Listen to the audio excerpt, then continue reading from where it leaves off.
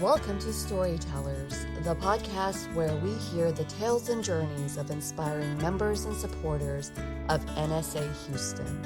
I'm your host, Beth Rohani, and here everyone has a unique story. So let's get nice and cozy as we spotlight our next storyteller.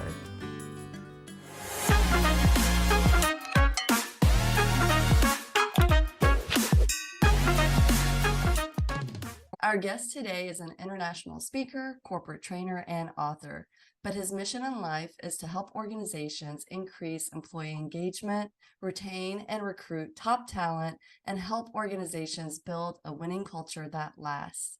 Please welcome Eric Aroca, who is our president with NSA Houston and will take us through the breakthrough journey that ended up shaping his career. Eric, we are super excited to have you. Thank you so much for joining us today. How are you doing? Oh, I'm doing great. Thanks for having me be here. This is fabulous.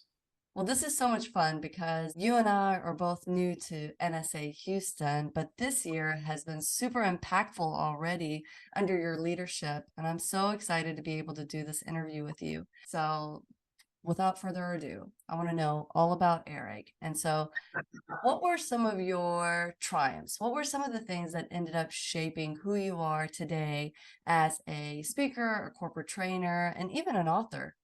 There's been so many things that have shaped my life. I'm originally from Chile, but I had a fantastic childhood. Moved to the United States when I was 9, and really just I've had an amazing life and so many experiences along the way that have shaped who I am today.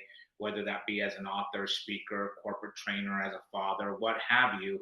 There's just so many experiences along the way. But if I had to like come down to one experience, I would say one of the things that really shaped my life was kind of a challenge that I overcame, and being having dyslexia and not knowing that I had dyslexia as a young kid. Once I found out I had dyslexia, I was able to just kind of figure out that I had this thing that I could overcome. I wasn't lazy or stupid like many people had indicated, which was a relief. And then I learned all I could about dyslexia, and I overcame it. I overcame not being able to read. Now I read. You can see some of my treasures behind me. I love books, and so I collect them and read every single one of them. But overcoming that was something that has helped shape my life. It has taught me resiliency, passion. It has taught me perseverance. It has taught me to have a purpose in life. And so all of these things have kind of come together to help shape who I am. And I think who I will, to some degree, continue to be into the future. That's so powerful because there are weaknesses that we as humans have that we can either turn and use against ourselves, or we can turn it and use it as a purpose for ourselves. And it seems like this one thing that you had to deal with and you also had to overcome wasn't, or it was simply just a small roadblock, but it ended up helping shape your story and shape your journey along the way. And I know that as speakers in the industry, storytelling is definitely an art. And by now, I'm sure you've mastered it. How do you believe that storytelling is something that impacts us as people? I think it really comes down to this. A famous speaker, a famous keynote speaker and author, Ty Bennett, once said that the power of storytelling is not in telling the story, but it's in reliving the story. And I think that's when you and I hear stories, I think the difference between a good story and a story that changes our lives or impacts us in a positive way, that's the difference. Is anybody can tell a story, but what a difference it is when you relive it. So think about your own personal stories. You could tell the story a million different ways, but when I tell my story about overcoming dyslexia, I relive it. I take people with me to the principal's office 2 days before high school graduation, when I was told I was not going to graduate on time. I was not going to graduate with my class. That's devastating. I take people with me into that principal's office. I take them with me when I have to go that night and tell my parents, who are totally old school parents, and tell them that their oldest son is not going to graduate high school.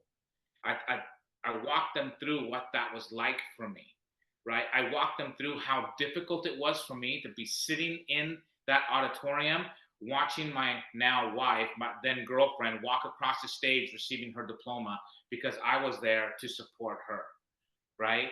Um, that's the difference, Well, and it sounds like by telling your own experiences and allowing people to live through those experiences, it resonates in a different way. And a couple of things that come to mind is one, it helps people build trust because it allows them to know that they're not the only ones that are dealing with anything. And in your case, it's dyslexia. In my case, it was divorce. And so when you start telling your own story, people tend to then all of a sudden say, wow, I'm human, I'm normal. Everybody right? else is kind of going through the same thing. So I get it storytelling is kind of expressing your vulnerabilities and being okay with showing the imperfect side of us because I think today more than ever we're trying to show how perfect we are with our hair and our makeup and social media, but we're not Mhm. perfect. We're all human, and so those stories allow people to be able to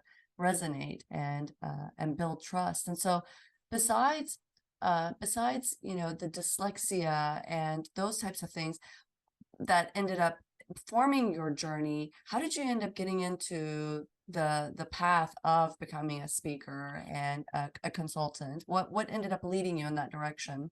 Yeah, it was an interesting path. I had been in sales, and in fact, I did pharmaceutical sales. The last things that I did was pharmaceutical sales and medical device sales, and I loved those jobs. They were great careers, and I really had a good time doing that.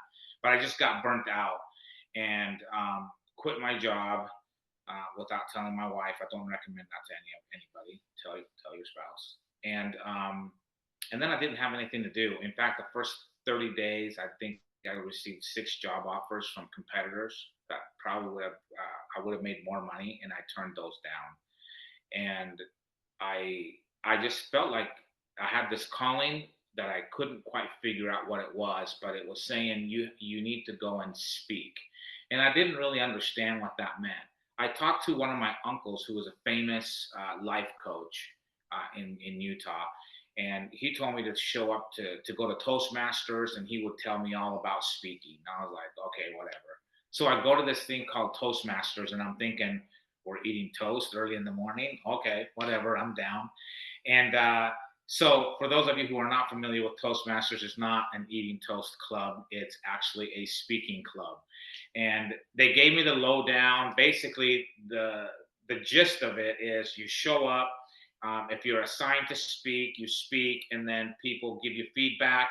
And then at the end of the meeting, people vote on the best speaker. There's usually 2 to 3 year speakers or so, and they vote on the best speaker.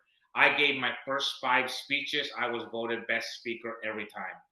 I had heard for 5 speeches, Eric, wow, that was great. You should get paid to do this. Eric, you're a professional. Eric, you're really good.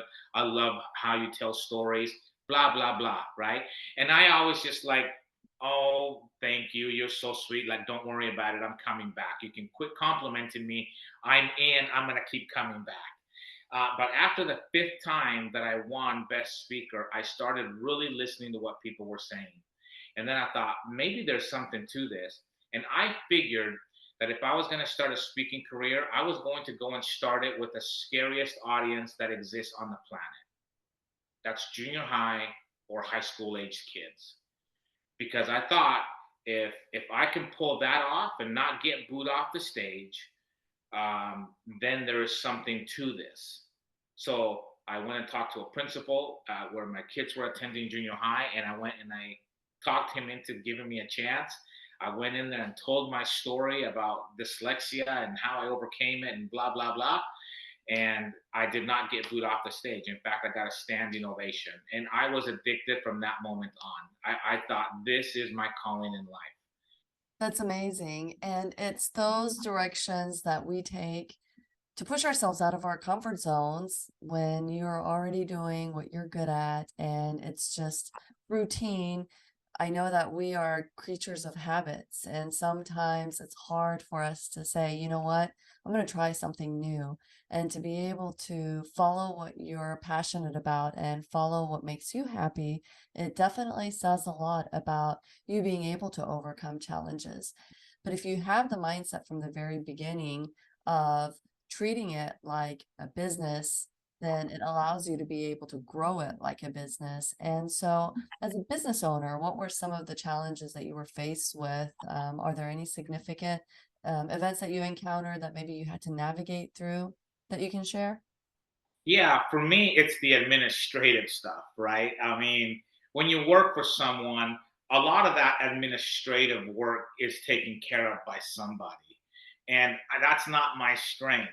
And so I had to learn quickly that, oh, there's this thing called taxes, and there's this, all the things that come with it. And it was overwhelming, right? I was like, oh my gosh, like I just want to speak, right? That's all I want to do is I just want to go and speak. But I learned very quickly that you have to treat it like a business. There's things that you have to manage that you may or may not like, and you have to do all of it.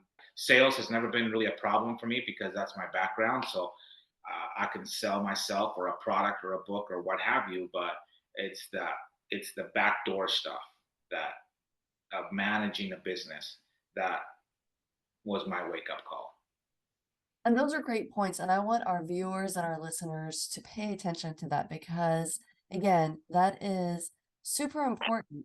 Eric is saying he's not perfect. He knows how to do parts of it, but he does not know how to do all of it. And I think as business owners, we don't know all of it. There are special roles that we have our skills in, but there are certain things that we may not know. And those are those uncertainties, those things that maybe make us fearful of wanting to pursue our dreams. But Yep. what you hit on, Eric, was right spot dead on, where you said that you reach out to those that maybe know how to do that certain thing and elevate and delegate in order to be able to have those resources to still get what you need to done, but not necessarily have to do it yourself. So those are great points to be able to leverage yourself and still be able to be on the path of success.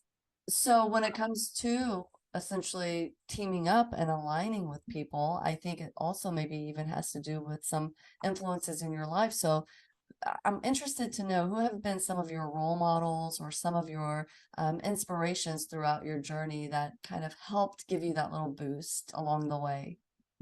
Well, I always give credit to two people, and that's my mom and dad.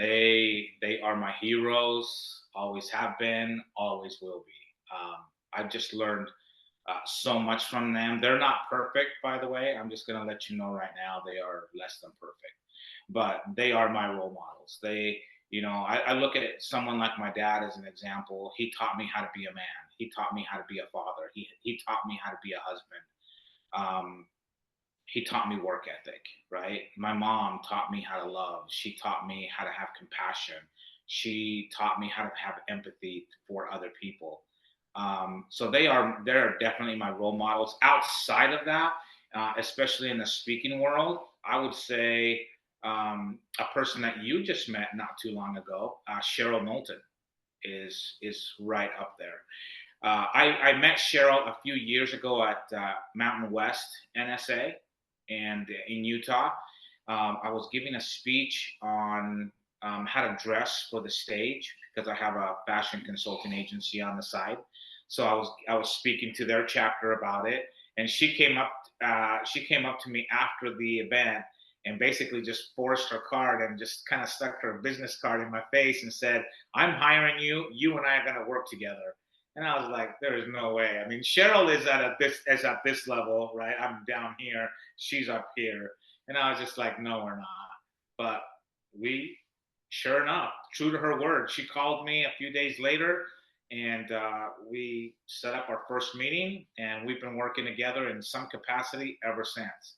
And she has changed my life. There's people that you meet along the way, especially at NSA, that if you're willing to show up, if you're just willing to show up and just be taught by other people that there are plenty of people there who are going to take you, who are going to put you under their wing, and who are going to guide you and mentor you and just be a positive impact in your life. And I guess as leaders in an industry, that's what we aspire to do in an organization is how do you bring value to others, even if it's in the smallest ways. And for aspiring speakers and individuals who are wanting to get into the consulting and training business, what type of advice do you have for them?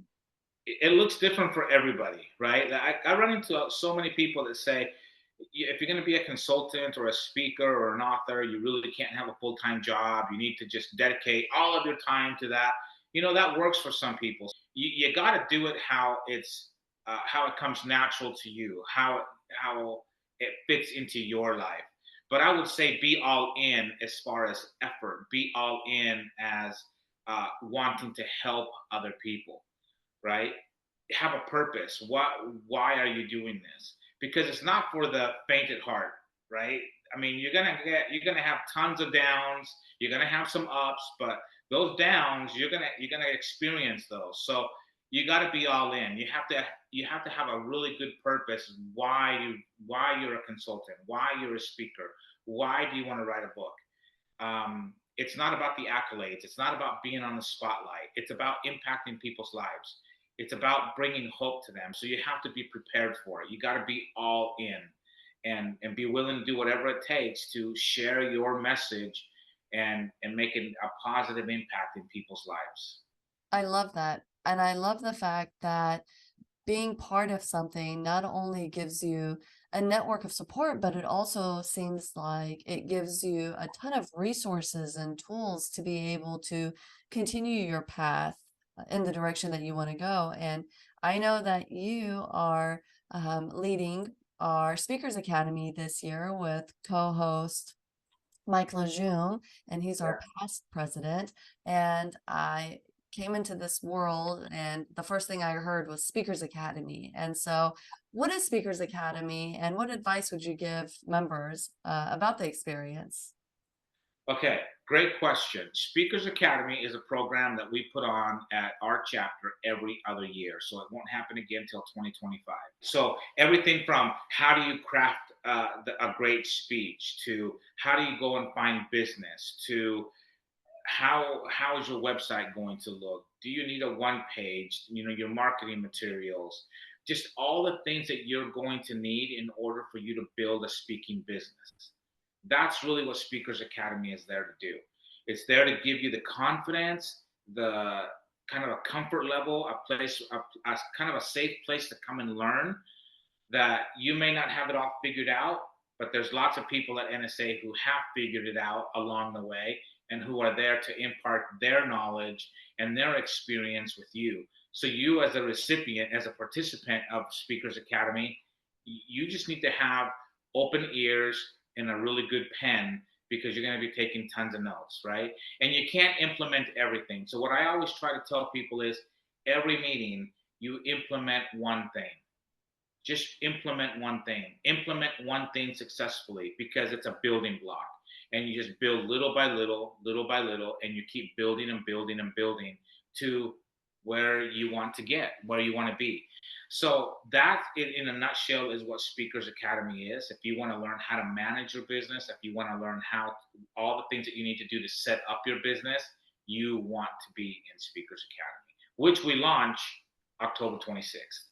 We do, and our viewers and listeners can get more information on our website under the Speakers Academy tab. So definitely check it out because it is something that gives you all the power and all the knowledge in a very fast track type of way. You can take years to be able to learn some of this information, but this is all packed in one structure to where you can just seamlessly go through it and be able to gain all that knowledge. And can I just tell you that if I would have known about NSA at the beginning of my speaking career, I could have avoided so many problems, right? I would have known what I needed to do. I would have known what to do in as situations came up. I would have known how to handle that. Or if I wouldn't have known it, I at least would have known who I could call because that person knows. That's the power of NSA. Well, and along with that, I know that there is one designation that I've heard buzzing throughout that I'm still, uh, definitely far from, but have a trajectory of wanting to get it is the CSP designation, which stands for Certified Speaking Professional. Mhm. Do you know about that? And tell me more about what you know because I'm eager to learn. I know that it's not easy to get. That's what I know. I mean, if you're gonna get a CSP, I mean, you're really dedicated to it. Like you're all in, like we talked about before. This is one of those moments where you're all in. I have lots of friends that have it. In fact, Cheryl Knowlton has her CSP. Um, lots of great people that I've met in NSA have their CSP already. I do not have mine.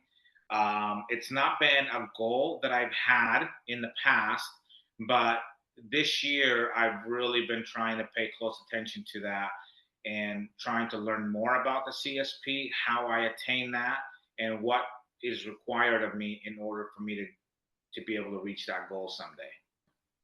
And what I've learned from what I've just gathered in terms of information is CSP, it is one of the, if not the highest designation that you can get as a speaker in the professional world. And so, how has the National Speakers Association helped support your growth? And I've heard you tell how you have gone to the Mountain West chapter, and you have, obviously now you're the president of the Houston chapter. What has it done for you throughout your journey, and how has it helped support you? So to me, it's really about service. That's what it's done for me. It's provided me with a vehicle, with a way for me to serve um, our chapter. It's allowed me to serve our board.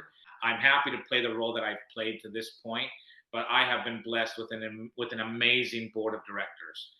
You being one of them, and so you all have made my life easy. It's easy to lead when you have a great board who is eager to learn and to just get to work and to make great things happen. So thanks to all of you for all that you have done. And so that's how I look at it is, the more you put into it, the more you get out of it. Right. So aside from that, I would say the relationships have been huge. When you get to come in and rub shoulders with a Mike Lejeune, with a Jill Hickman, with you, with Beth, with everybody else that attends our chapter. It's just growth opportunities. It's an opportunity to network and to help other people. Where can what opportunities exist for me to serve our members and just build those networks and build those relationships? Because in the end, that's really all that matters. You know, uh, Designations are great, and like if you were to make it to the NSA Hall of Fame, wow, we're like what a triumph that would be, right? But if you made it to the Hall of Fame and you left a trail of, you know, that would not be so great. But man, if you make it to NSA, or if you don't, but you've lived this life of servitude, of helping other people, of just giving of yourself to others, man, then you're just going to feel fulfilled whether you have that designation or not. Very nice. Yeah, I can definitely see that. The long-term relationships, even being involved, there are some trailblazers that have been in the industry that you just hear, and it is so cool to be able to rub shoulders with those people and be able to gain from their experience and their vast amount of knowledge. And so, Eric, what are you thankful for? Today, I am thankful for my life. I am thankful for my life. I almost lost my life 5 years ago, and I am thankful to be here. I am thankful to have another opportunity to serve. I am thankful to have another opportunity to build relationships with great people. I am grateful for the opportunity to have a life where I can share my experiences and what I've been through in my life, my triumphs, my setbacks, to hopefully try and inspire other people. I love that. Now, are there any specific goals that you had set for yourself this year that you accomplished? Yes. Currently, I'm writing a book. It's the title. We're still working on.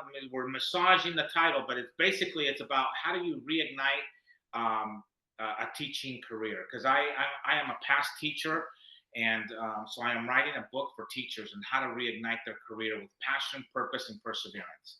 And I'm about halfway through the book. It'll be out by the end of October. That is amazing. Well, we look forward to seeing that, and we look forward to the future as well. So, future aspirations and goals. What can we look for during your journey that will be indicative of your plans for next year? Reigniting the international part of my career. After COVID, it kind of dwindled a little bit. So really just like in the thick of it right now, trying to get out there internationally again because I love to travel. So if you see me, if you see my social media and you see like some exotic places, that's right. I'm there because I'm speaking. So That's that's so how cool. you'll know. So, where can people find you now that you mentioned social media? Oh, people can find me at Eric Aroca on Instagram, Facebook, Eric Aroca on LinkedIn. My webpage is ericaroca.com. So trying to keep it super simple. Eric Aroca, Aroca. And if you guys paid attention, that's all about branding and making sure that you set your business in the right direction. And definitely Eric has done that. And again, thank you for sharing your incredible journey and insights with us today. Your story is undoubtedly going to inspire many. And our listeners, thank you for joining us to this episode of Storytellers.